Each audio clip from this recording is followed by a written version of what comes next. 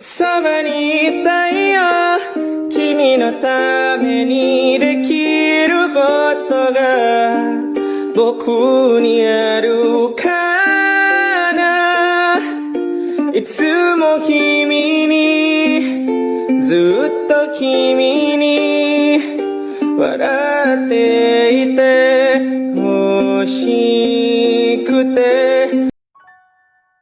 Pengertian wawasan Nusantara. A. Garis-garis besar haluan negara yang disingkat sebagai GBHN tahun 1998. Pengertian wawasan Nusantara menurut GBHN tahun 1998 adalah cara pandang dan sikap bangsa Indonesia mengenai diri dan lingkungan dengan mengutamakan persatuan dan kesatuan bangsa, serta kesatuan wilayah dalam menyelenggarakan kehidupan bermasyarakat, berbangsa, dan bernegara. B. Kelompok Kerja Lemnas, singkatan dari Lembaga Pertahanan Nasional, tahun 1999.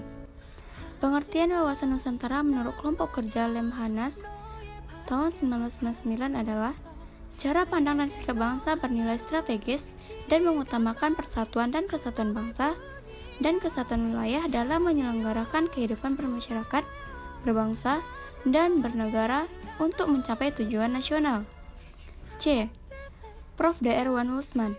Pengertian wawasan Nusantara menurut Dr.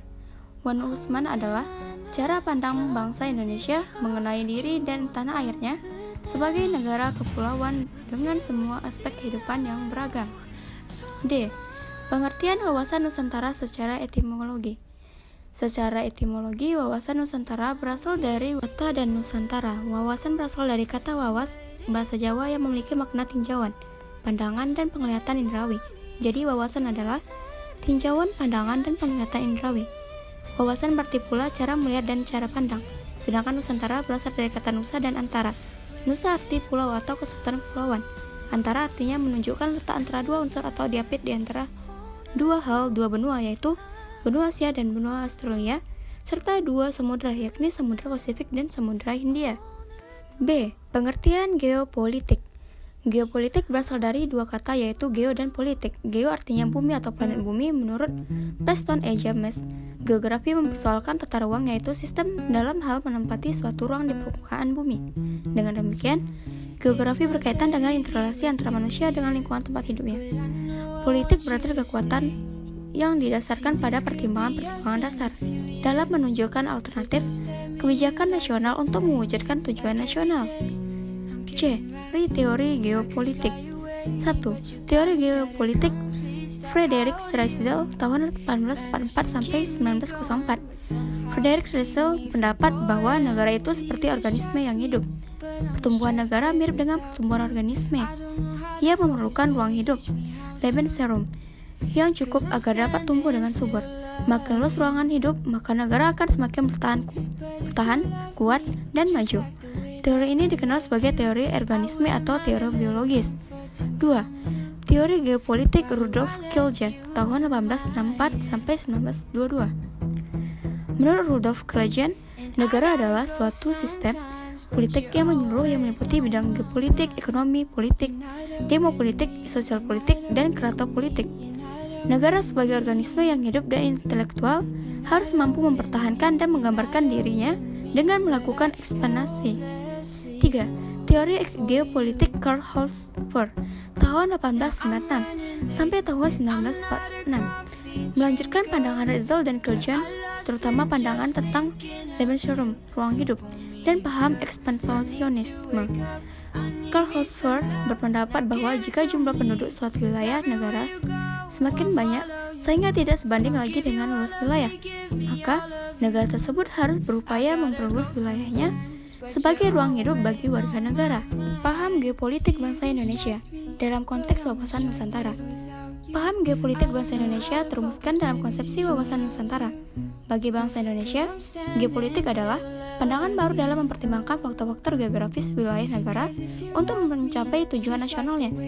Karena bagi Indonesia, geopolitik adalah kebijakan dalam rangka mencapai tujuan nasional dengan memanfaatkan keuntungan letak geografis negara berdasarkan pengetahuan ilmiah tentang kondisi geografis tersebut. Dasar pemikiran wawasan Nusantara. Sebagai geopolitik Indonesia, Geopolitik merupakan pertimbangan dasar dalam menyelenggarakan negara berdasarkan letak geografisnya. Untuk menanamkan suatu perlombaan, kita wajib memahami medan sehingga mengetahui strategi terbaik apa yang harus diterapkan dalam perlombaan tersebut. Sama halnya dengan negara, suatu negara yang membutuhkan geopolitik, situasi geografis dalam mencapai tujuan negara tersebut. Indonesia sebagai negara kepulauan dan bangsa majemuk mempunyai geopolitik tersendiri, yaitu wawasan Nusantara. F. Tujuan wawasan Nusantara sebagai geopolitik Indonesia. A. Tujuan keluar, yaitu terjaminnya kepentingan nasional dalam dunia yang serba berubah dan ikut serta dalam melaksanakan ketertiban dunia berdasarkan kemerdekaan, perdamaian abadi, dan keadilan sosial, serta mengembangkan suatu kerjasama dan saling menghormati. B. Tujuan ke dalam, yaitu menjamin perwujudan persatuan kesatuan segenap aspek kehidupan nasional, yaitu politik, ekonomi, sosial, budaya, pertahanan, keamanan. G. Manfaat wawasan Nusantara sebagai geopolitik Indonesia. A. Diterima dan diakui konsepsi Nusantara di forum internasional. B. Wawasan Nusantara menjadi salah satu sarana integrasi nasional. C. Penerapan wawasan Nusantara dalam menghasilkan cara pandang tentang keutuhan wilayah Nusantara yang diperlukan dipertahankan oleh bangsa Indonesia. D. Pertambahan luas wilayah sebagai ruang hidup memberikan potensi sumber daya yang besar bagi peningkatan kesejahteraan rakyat.